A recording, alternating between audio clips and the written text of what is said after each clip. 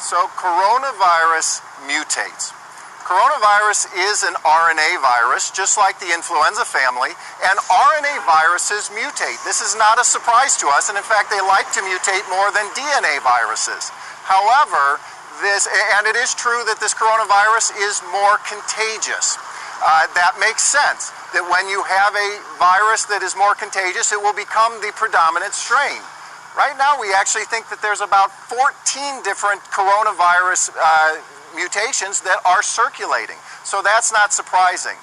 We don't think right now that that is increasing the chance that you will get it a second time. And it does not appear to be more deadly or more virulent.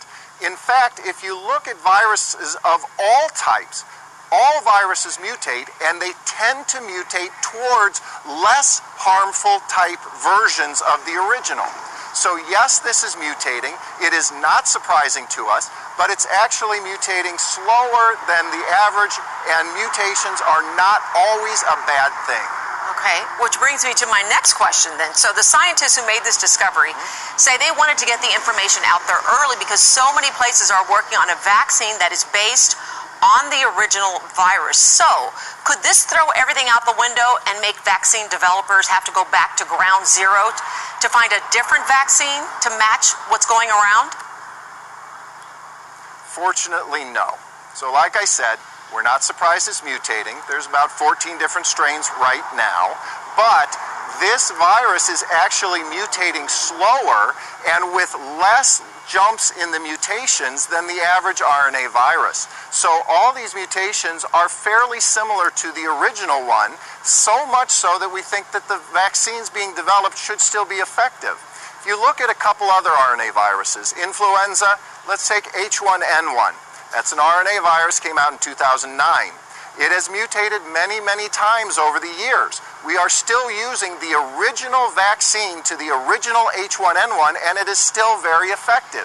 Take measles, another famous RNA virus. That is mutating also. We are still using essentially the same vaccine as in 1967, despite all the mutations, and it is still a very effective vaccine. The coronavirus is mutating.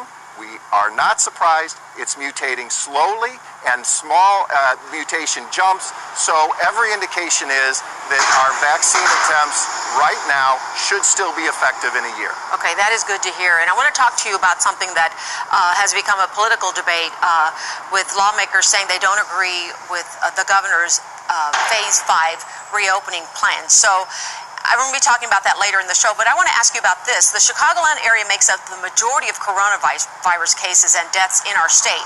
With that in mind, should the smaller counties, especially those further downstate, be allowed to reopen where they are not seeing anything that we have seen here in our area? So there isn't necessarily a right answer. However, we are hoping that the response will be what we say granular. In other words, it will be based on individual statistics of individual areas.